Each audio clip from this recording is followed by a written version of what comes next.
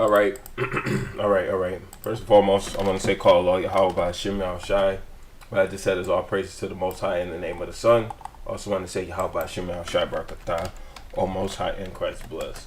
Um, Really, I'm just gonna try and breeze through this. But this is gonna involve some in-depth breakdown, man.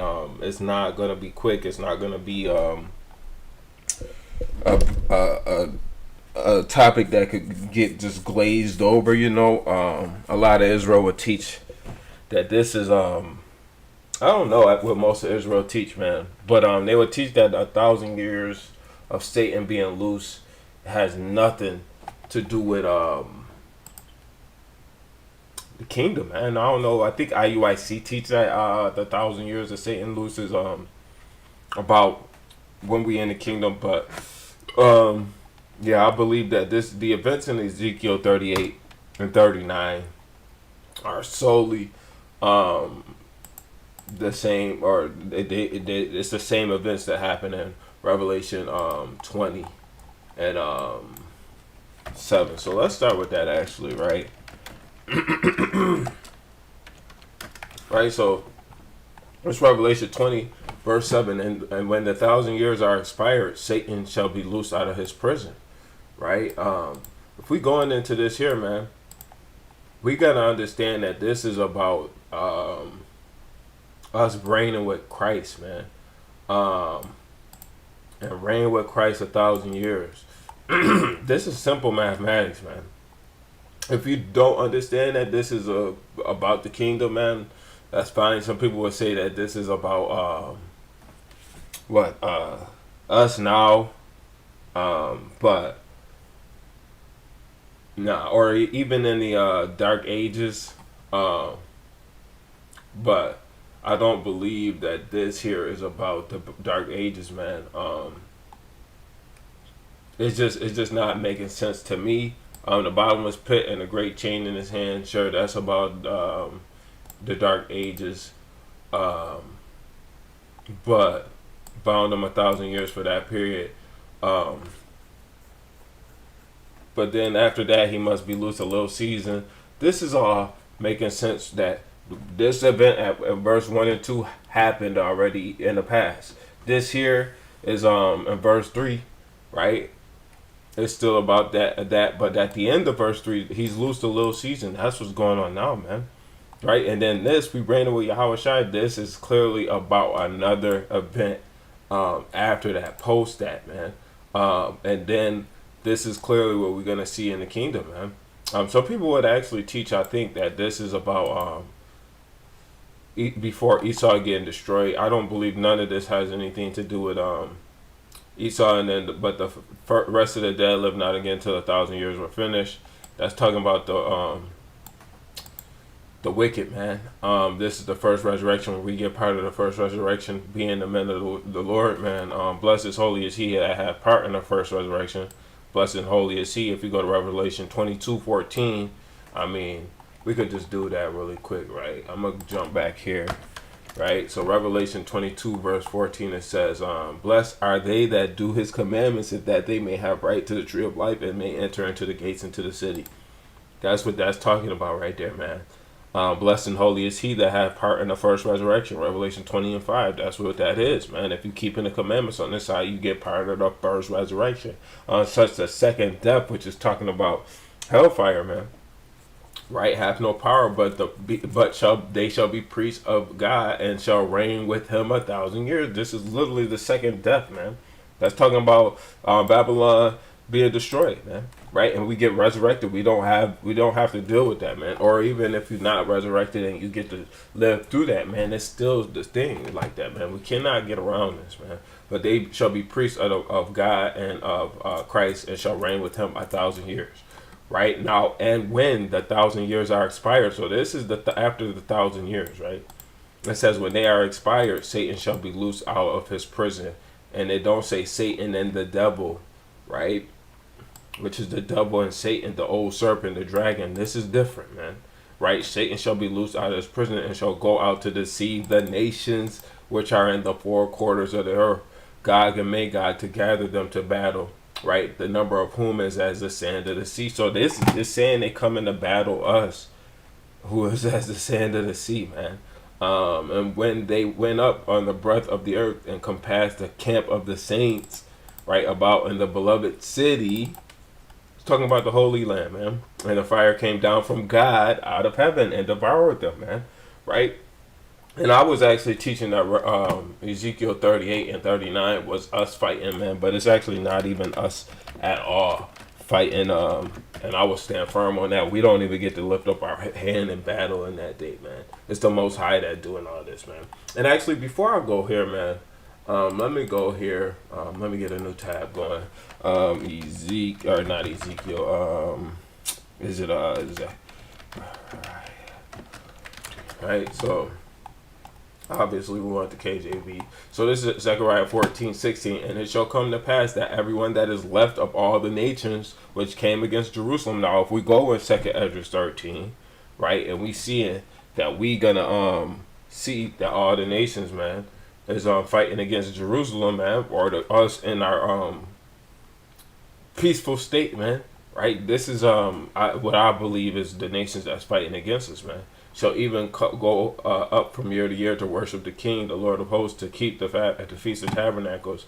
And it shall be, whoso will not come up of all the families of the earth unto Jerusalem to worship the King, the Lord of hosts, even, or Yahweh Tazabaoth, right? Even upon them shall be no rain, right?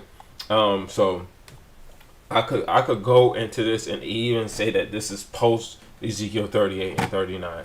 But even then, man, it's still they're still saying that the nation's gonna come and serve the Lord. So we're gonna deal with that, man, right now. So this is Ezekiel 38, and the word of Yahweh came unto me, saying, Son of man, set thy face against Gog and against Magog. Now let's go back here.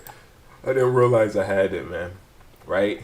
Gog and Magog. Why is this? Where is this type of prophecy mention Gog and Magog like this, man? Right? And fire devouring them round about from heaven, man.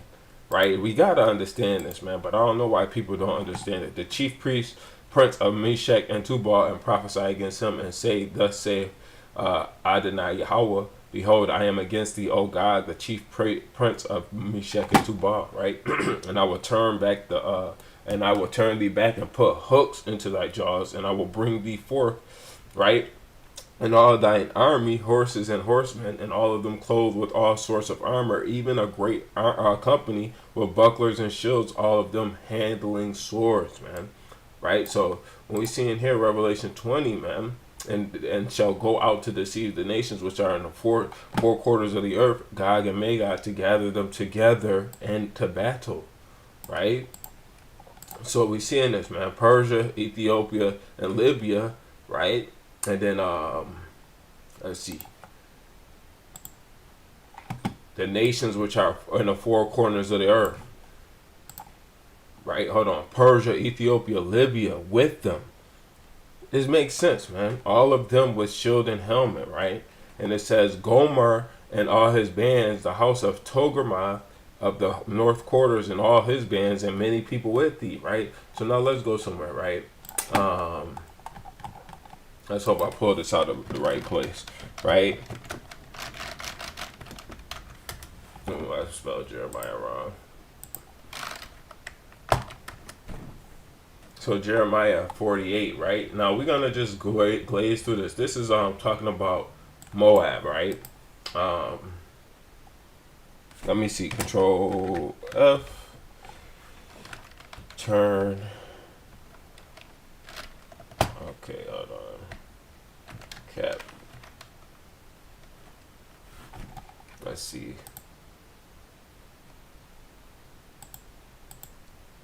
Okay. So this here, man. Verse 47. I'll start at verse 46. It says, Woe be unto thee, O Moab, the people of Chemosh perisheth, for thy sons are taken captive, and thy daughters captives, right? Yet I will bring again the captivity of Moab in the latter days. So they're gonna go in captivity, but then they're gonna be returned out of their captivity in the last days, man. After these 1,000 years, I believe. Thus far is the judgment of Moab, right? And let's go to this next chapter, right? And let's see this next chapter. I could have probably just clicked it at the bottom. right? So Ammonites, right? So behold, I will bring fear upon thee, saith this is 49, Jeremiah 49:5. It says, behold, I will bring fear upon thee, saith Adonai Yahweh Tazabawa, from all those that be about thee, and ye shall be driven out every man right forth, and none shall gather him up that gather up him that wandereth, right? And afterward I will bring again the captivity of the children of Ammon, saith the Lord, right? So they're gonna get in captivity and released, man. Edom, we don't really got to deal with Edom because they're not gonna go into captivity unless we're talking about the where is it 11. Leave thy father's children, I preserve them alive, and let thy widows trust in me. Those are the only people who get away. And then you keep on seeing the judgment of Edom, Edom, right? So we're gonna go down here concerning Damascus. Hamath is confounded, and Arpad, right?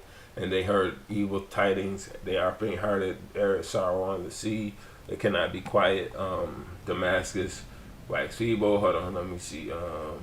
I will kindle a fire in the wall of Damascus concerning Kedar, right?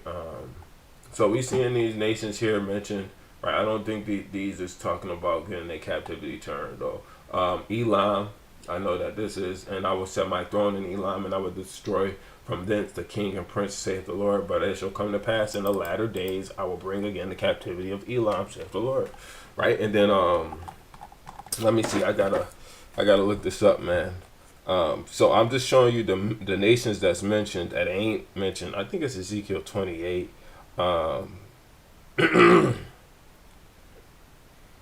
It's Ezekiel 29, right? So the nations that's mentioned,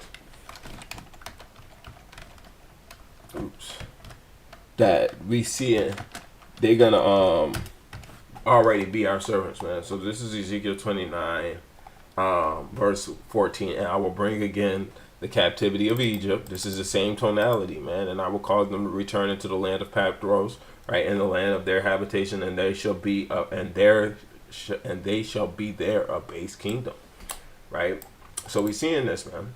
We seeing it. It shall be the basis of kingdom. Neither shall it exalt itself any more above the nations, for I will diminish them, and they shall no more rule over the nations, right? So now here in this this thing here, we don't see Damascus, we don't see Kedar, we don't see Edom, we don't see Elam, we don't see Moab, we don't see Egypt, and we don't see Ammon, man.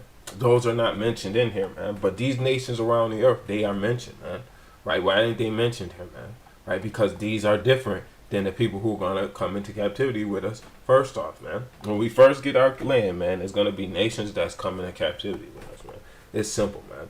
Right? And so we was in Ezekiel 38:7. Be thou prepared and prepare for thyself, thou and all thy company that are assembled unto thee, and be thou a guard unto them. Right? So they're gonna be fighting against them, man. Right? After many days thou shalt be visited. Now let's go back to this Revelation 20. And when the 1,000 years are expired, that many days, it ain't talking about in my beliefs, right? I don't believe that that's talking about a few days, man. I believe that that's talking about 1,000 years. Or if the Revelation 20 ain't 1,000 years, this is the same amount of time, both of these, right? And then you see the same tonality that we just seen in Ezekiel 28, Jeremiah 49, and Jeremiah 48. In the latter years or latter days, right?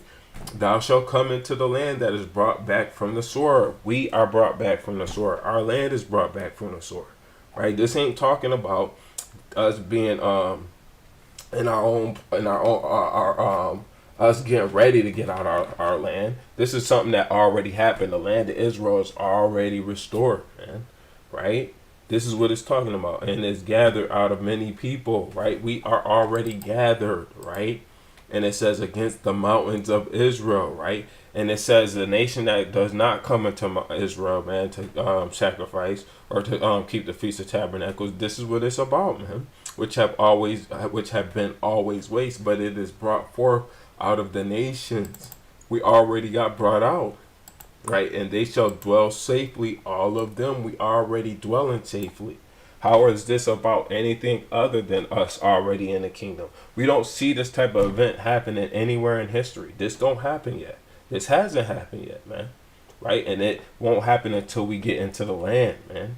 Right? It don't say on the wilderness, right? Because Ezekiel 20 is talking about the wilderness, the second wilderness. So why would this be about the wilderness, man? Right? This is we dwelling safely, man. Right? It says, strangers shall build thy walls, but we go into this, it's going to say the unwalled villages. That don't mean that we ain't going to have walls, man. Right? That just means that we not going to need those walls for protection no more, man. Right? Yahweh Shai going to be the protection, and why Yahweh Shai is going to be our protection. Right? And it says, thou shalt ascend and come like a storm, and thou shalt be like a cloud to cover the land, thou and all thy bands and many people with thee. So this is basically saying that people are going to come in waves, right? Give me 1 second, right? Let me make sure I'm not getting this. Give me 1 second.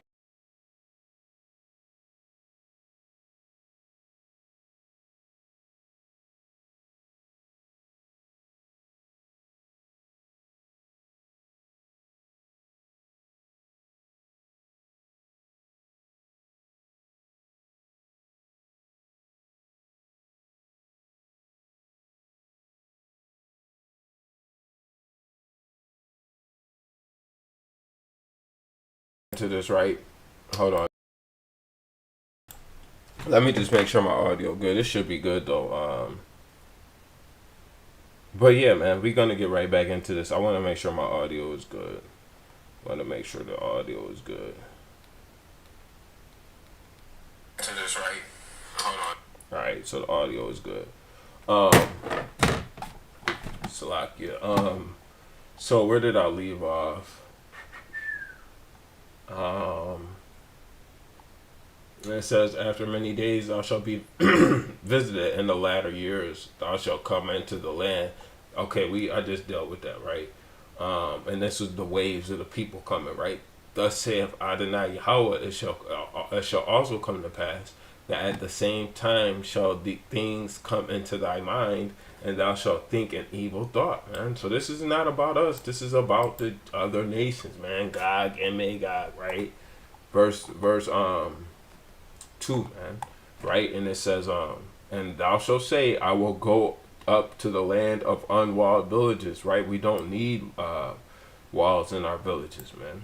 Right? This ain't saying that we don't have walls to our homes, man, but we do have unwalled villages. It says that the stranger shall build our walls, man, and Isaiah 60, man. But it ain't saying that they're gonna build our walls up, man, or anything of that nature, man.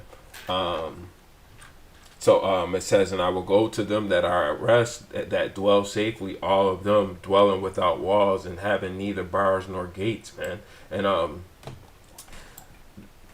when you go into this, man, Revelation 21, right? Let's just deal with this really quick, right? Verse 12, right? It says, and had a wall great and high, and 12 gates, and at the gates 12 angels, and the names written on, which are the names of the 12 tribes of Israel, right? I believe that this is about a future prophecy, right? After this, right? Because if I'm not mistaken, in this chapter, right? Let me see. No, I didn't mean to do that.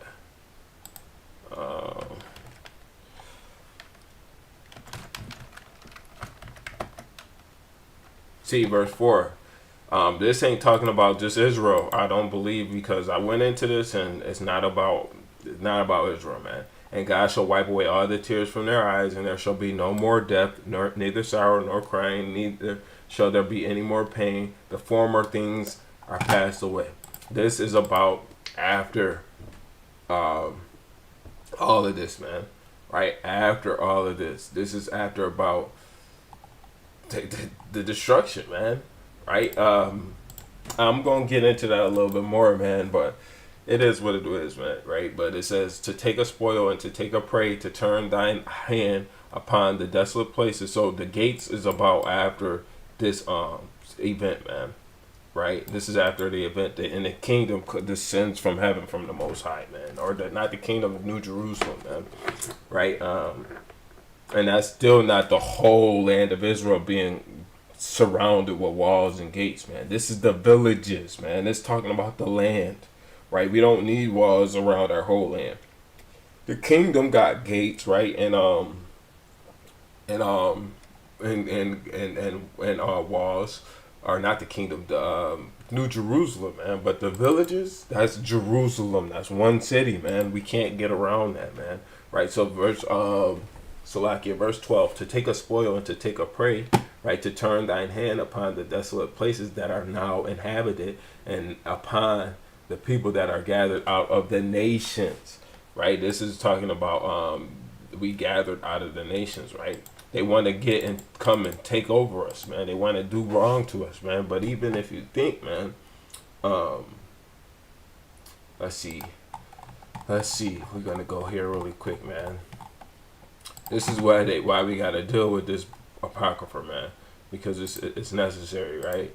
So Judas chapter 5, obviously if you know the apocrypha, you know where I'm going with this. Judas chapter 5 verse 20. Now therefore, my Lord and Governor, if there be any error in this people, and they sin against their God, let us consider that this shall be their ruin, and let us go, and we shall overcome them. But Satan gave these people this mindset. He put it into their mind that they should they're gonna be deceived, man. And this is obviously the work of the Most High, because the Most High want these people to come up, and then it's gonna be used for something that we're gonna see in this, right? But if there be no iniquity in their nation, let my Lord now pass by, unless their Lord defend them, right? And their God before them, and we become a reproach before all the world. We're gonna see this in this Ezekiel 38 and 39, man, right? So they're gonna become spoiled and a reproach, right? Sheba and Dedan, right? The merchants of Tarshish with all the young lions thereof shall say unto thee, art thou come to take a spoil? Hast thou gathered thy company to take a prey, to carry away silver and gold, to take away cattle and goods, to take a great spoil? How do we got silver and gold, cattle, and all this stuff in our land, man? Right? But we not in the kingdom. When is this gonna happen, man? This has to happen when we in the kingdom, man. Right? This has to happen after these many years, man. Right? This is clear, man. And if you're going to say Ezekiel was talking about a past event, you got to show me this event happening, man. Where Gog and Magog came against Israel, man. And then Tarshish and all the nations, man. Right? It's not that. It's not happening, man. It's not there, right? Therefore, son of man, prophesy and say unto God, thus saith Adonai Yahweh, and that day when my people of Israel dwelleth safely, shall thou not know it? They're going to know that they dwelling safely, man. They're going to know that we dwelling safely, man. But they still going to have Satan come against them. And that's why they deceived the nation, man. This is clear, man. This is obviously the same events happening, man. Right? And it says, and thou shalt come from thy place out of the north parts, and many people with thee, all of them riding upon horses, a great company and a mighty army. This is the other nations, man. Right? And it says, to rise up against her and to gather them together in battle, right? And it says, and they went up on the breadth of the earth and compassed the camp of the saints about in the beloved city, man. Right?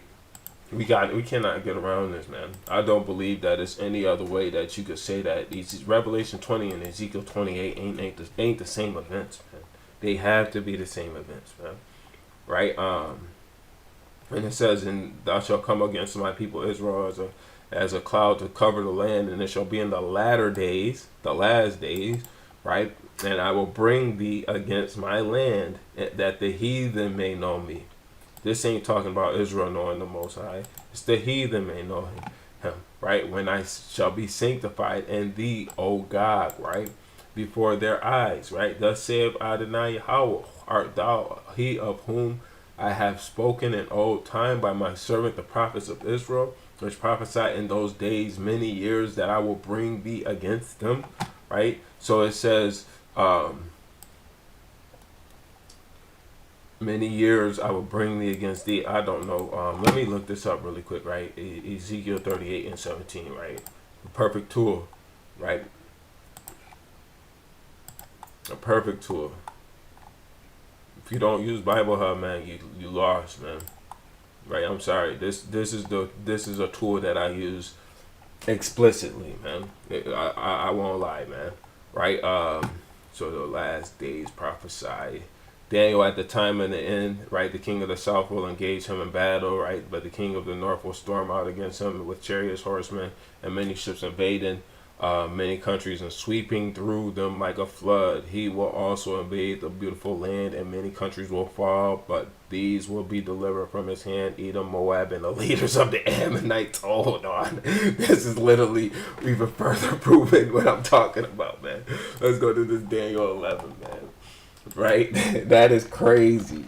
Right? And it's crazy because I didn't even realize Daniel 11 and 40 is literally mentioning nations that I already brought out in Jeremiah, man. And then it's crazy, man. If you can't see this, man, I don't know what to tell you, man. At the end of time, at the time of the end, shall the king of the south push at him, and the king of the north shall come against him like a whirlwind with chariots and with horsemen and with many ships. And he shall enter into the countries and shall overflow and pass over. This is literally what we're talking about here. He shall enter into the glorious land, and many countries shall be overthrown, but these shall escape out of his hand, even Edom and Moab and the chief children of Ammon, right? He shall stretch forth his hand upon the countries, in the land of Egypt shall not escape, right?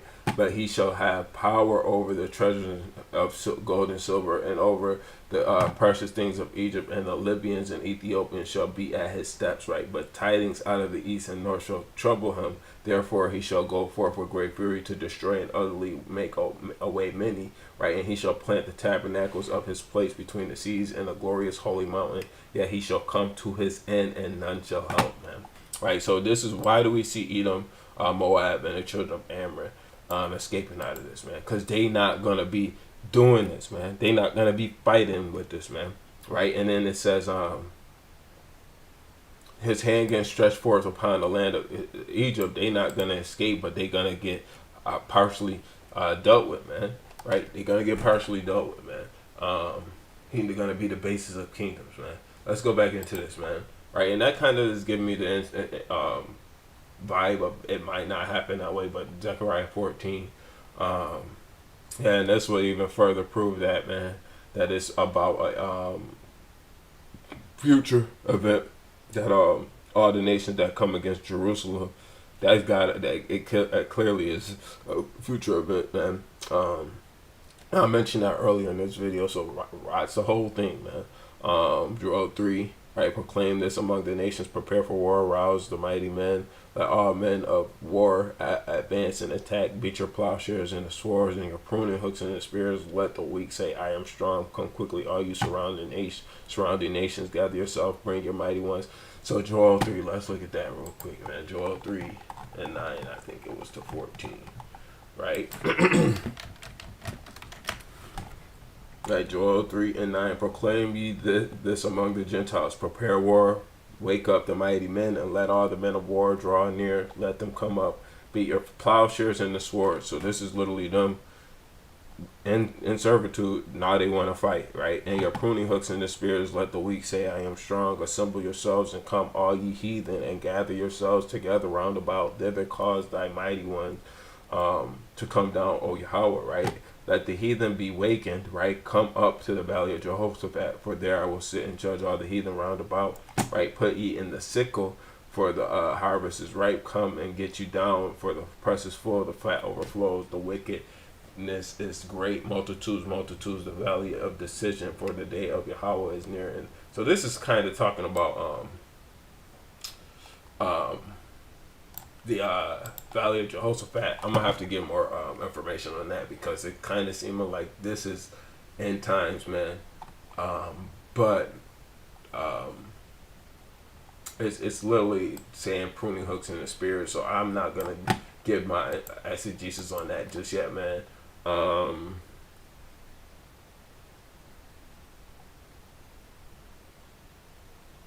Yeah, so I'm not gonna really get into too much more of this, man.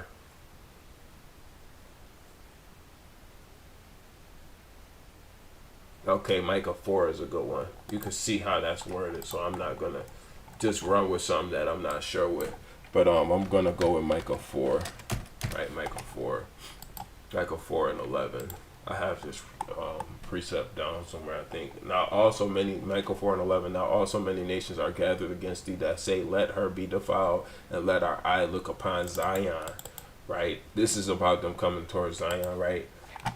But they know not the thoughts of Yahweh, neither understand they his counsel, for he shall gather them as the sheaves into the floor. Come on, man. And it says, arise and thresh, O daughter of Zion, for I will make thine horn iron, and I will make thy hooves brass, and thou shalt beat in pieces many people, and I will consecrate their gain unto Yahweh, and their substance unto the Lord of the whole earth, right? The power of the whole earth, the Adonai, or the Adawan, or whatever it is, Elohim. But yeah, man, which prophesied in those days, many years, that I will bring thee against them, right? So, and it shall come to pass at the same time when God shall come against the land of Israel. It ain't saying the people of Israel. It says the land of Israel, right? Saith Adonai Yahweh, right? That my fury shall come up in my face, and for in my jealousy and in my fire, the wrath of my wrath I have spoken, right? And surely in that day there shall be great shaking in the land of Israel, right? It says, so that the fishes of the sea and the fowls of the heaven and the beasts of the field and all the creeping things that creep upon the earth and all the men that are upon the face of the earth shall shake at my presence. This is the Most High's doing, right? And it says, and the mountains shall be thrown down, and the steep places shall fall, and every wall shall fall to the ground, man. This is kind of seeming like the whole, basically, earth going to be destroyed. And then that's why we see in Revelation 21, right? And it says, and I saw a new heaven and a new earth, for the first heaven and first earth were passed away, and there was no more sea. That is adding up now, man. Right? The fishes of the sea, the fowls of the heaven, the beasts of field, and all the creeping things that creep upon the earth, and all the men upon the face of the earth shall shake in my presence. Right? And the mountains shall be thrown down, and the steep places shall fall, and every wall shall fall to the ground. That's why we need a new heaven and a new earth, man. Right? And I will call for a sword against him throughout all my mountains, saith Adonai Yahweh. Every man's sword shall be against his brother, man. Right? The children of Israel are not going to be fighting them, man. And then the Moabites, Ammonites, so on and so forth, they're not going to be doing that. We see the nations listed in the top of this chapter, right? And I will plead against him with pestilence and with blood, right? And I will rain upon him, upon his bands, and upon the many people that are with him, and overflowing rain and great hailstones, fire and brimstone. Now, some people might say this is about the last days, man. Right, but we get to do some fighting in the last days, man. Certainly, we get to do some fighting, man. Because Ezekiel 25, right?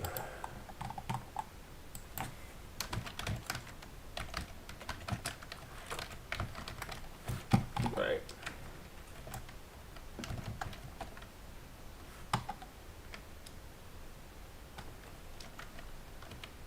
Okay, Ezekiel 25:14, it says, and I will lay my vengeance upon Edom, and by the hand of my people Israel, and they shall do in Edom according to mine anger, and according to my fury, and they shall know my vengeance, saith Yahweh.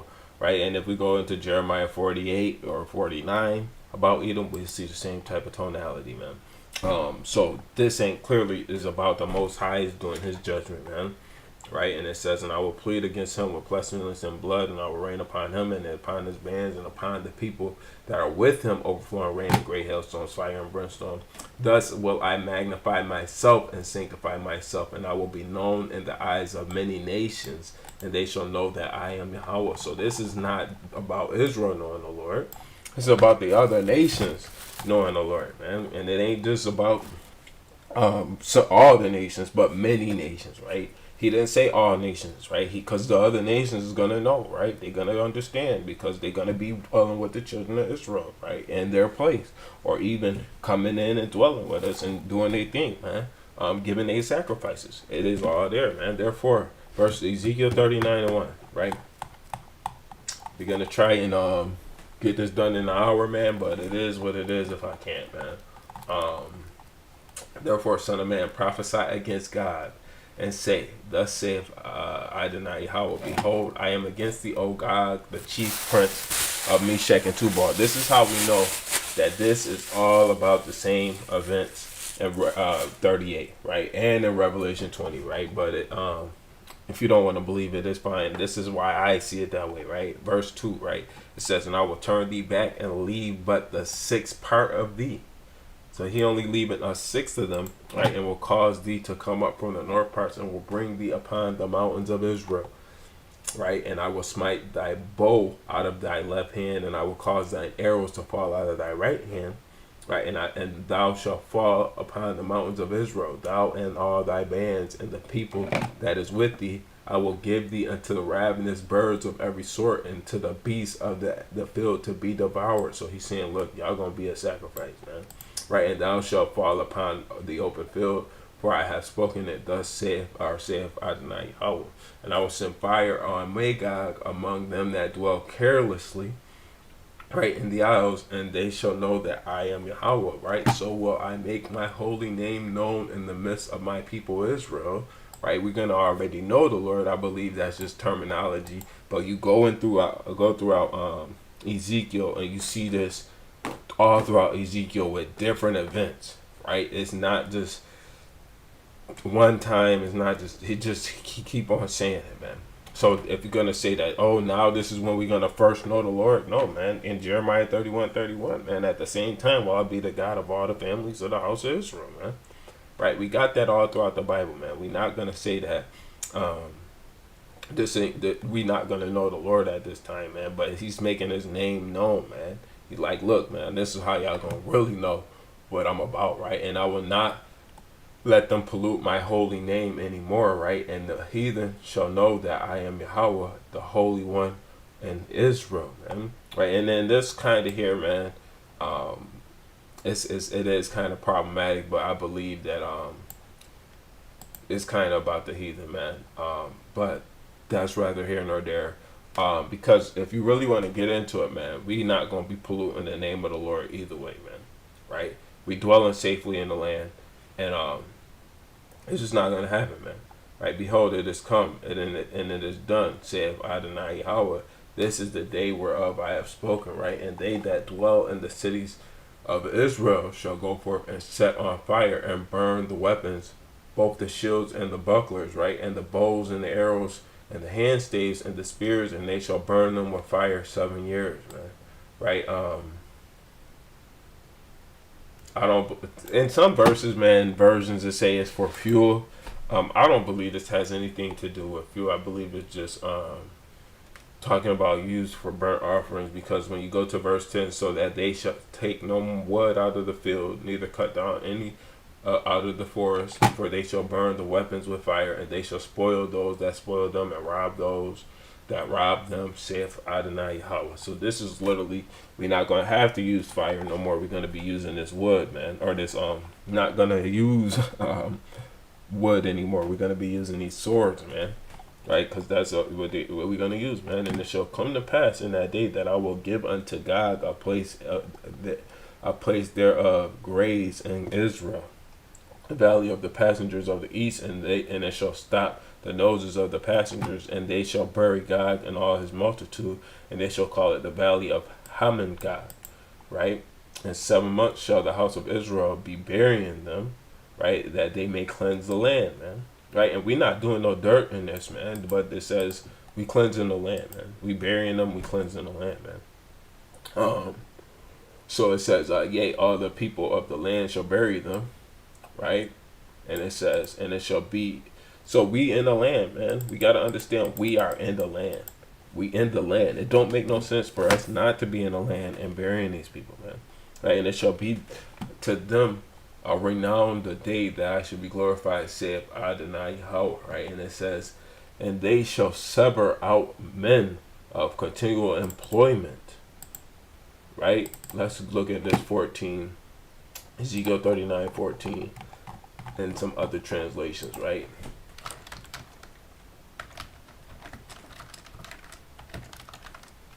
And some other translations I see, and it says people will be continually employed in cleansing the land. So this is literally telling you that other people will be employed or work cleansing the land. This ain't us, right? They will spread out across the land, and along with others, they will bury any bodies that are lying on the ground. And after 7 months, they will carry out more detailed search.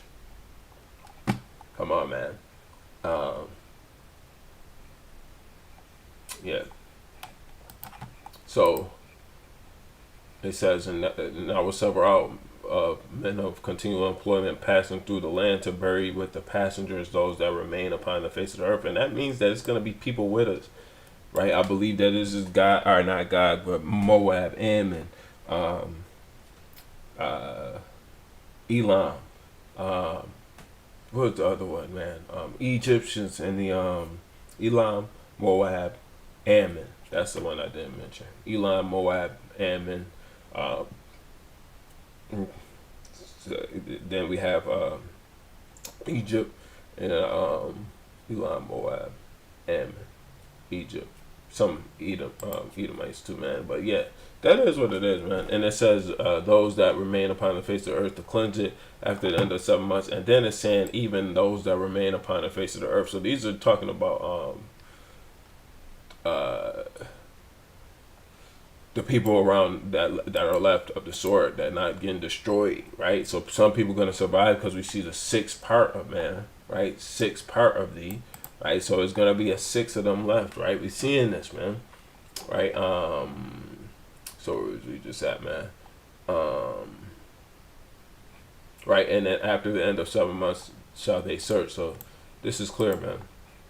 And the passengers that pass through the land, when any seeth a man's bone, then he shall set up a sign by it till the buriers have buried it in the valley of Hamongog. So it's literally going to be different ranks for people. Some people are going to be a searcher. Some people are going to be a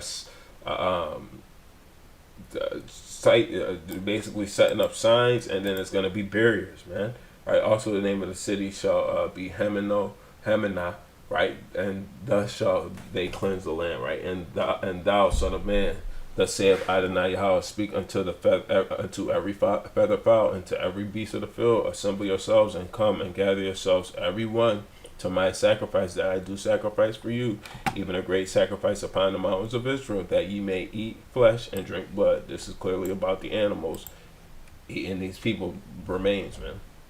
They shall eat the flesh of the mighty and drink the blood of the princes of the earth, of rams, of lambs, and of goats, and of bullocks, and of fatlings of Bashan. All these animals going to be eating these things, man. Right? And ye shall eat eat fat till ye be full, and drink blood till ye be drunken of my sacrifice, which I have sacrificed for you. And this literally is talking about the animals, not men. Right? Thus ye shall be filled at my table with horses and chariots, with mighty men, and with all men of war, saith Adonai Yahweh. This is talking about the animals. Right? And I will set my glory among the heathen, and all the heathen shall see my judgment that I have executed, and my hand that I have laid upon them. So the house of Israel shall know that I am Yahweh their God from that day forward. And this is clear. Like it's a phraseology, man. Right? We're gonna know the Lord anyway, man. Right? And I'm kind of leaning towards that this could potentially not be 1,000-year prophecy, man. But I'm almost certain this is 1,000 years, man, because of Revelation 20 and Ezekiel 39, man. It's the same thing, man. It's the same tonality, man. When we gonna be in a land dwelling, man? Right? After many years, we're gonna be in a land for many years, right? In the wilderness for many years.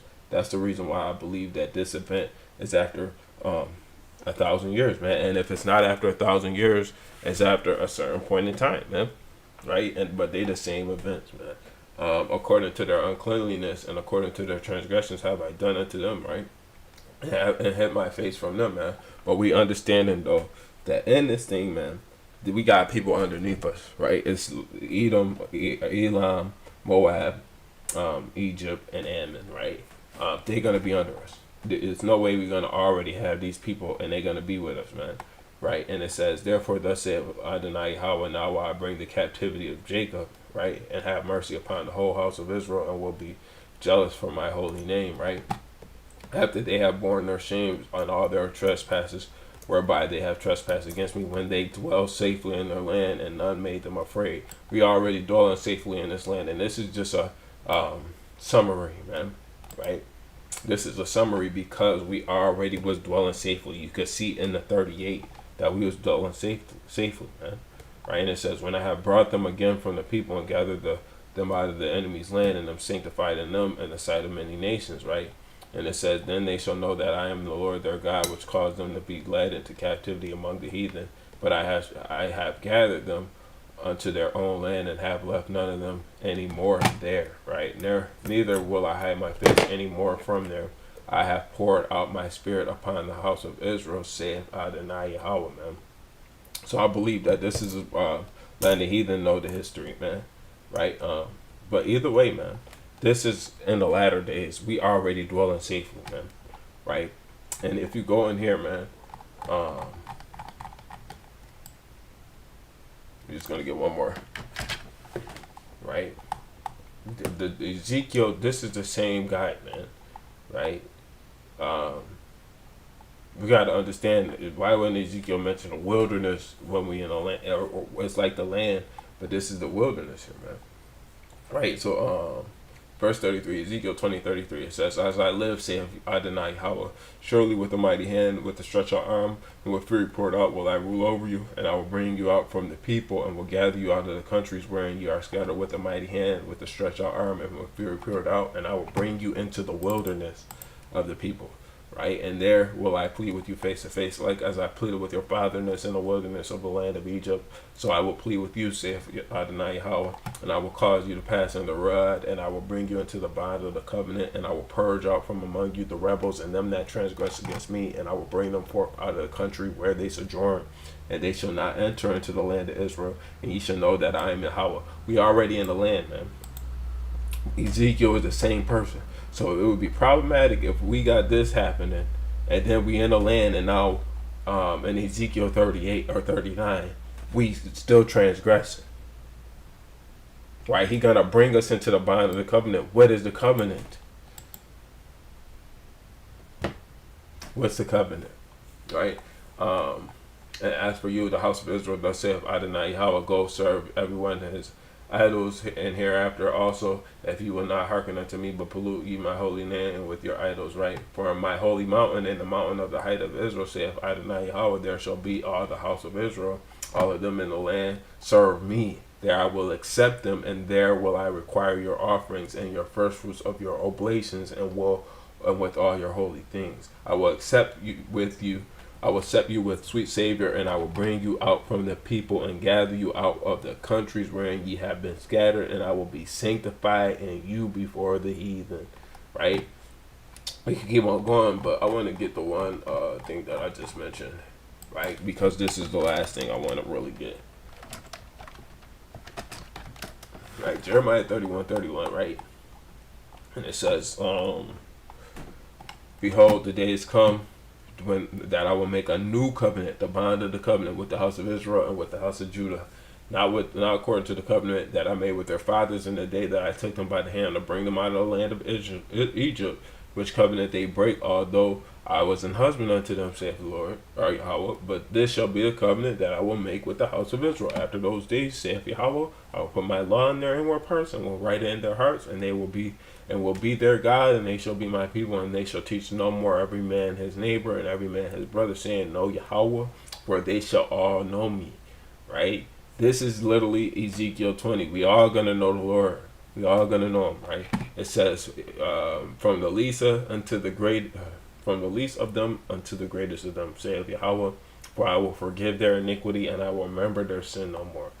Right? Let's go to I believe it's explained, man. I believe it's broken down properly. If you want to go and say that it's not 1,000 years, that's fine, man. I don't believe that. Revelation 20, it's a definitive 1,000 years for sure, man. But it might be, man. Who knows, man? Right? Sometimes it's soliloquies and similes, man. Similitudes, man. But I believe that it's the same events transpiring in Revelation 27:8-9, and Ezekiel 38 and 39, man. It's just no way that I could see those events being two separate events, man. 1,000 years now, people are gonna rise up again and then fight against the children of Israel, right? It don't make sense, right? And the children of Israel not fighting in that day. It says in Revelation 20, right? Revelation 20. right? And they went up on the breadth of the earth to come past the saints about in the beloved city, and fire came down from heaven and devoured them. Let's go back. I think it's fire and brimstone. It might even have been in that chapter, right? Verse 22. And I will plead again against him with pestilence and blood, and I will rain upon him and upon his bands and upon the many people that are with them, overflowing rain, great hailstones, fire and brimstone. Fire came down out of heaven and devoured them. I don't see how we could get around that, man. There's no way around that. I don't truly believe that it's a way around that. That the events in Revelation 20 and the events in Ezekiel 38, especially 38, right? 39 kind of got some phraseology that it could be back and forth and this and that, but I truly believe it's the same events, man. And it's just, I don't believe there's no way around it, man. So with that, I want to say shalom. How about Shem Yahshua Barakatah, EGA, till we see you today. Kwame Yashala.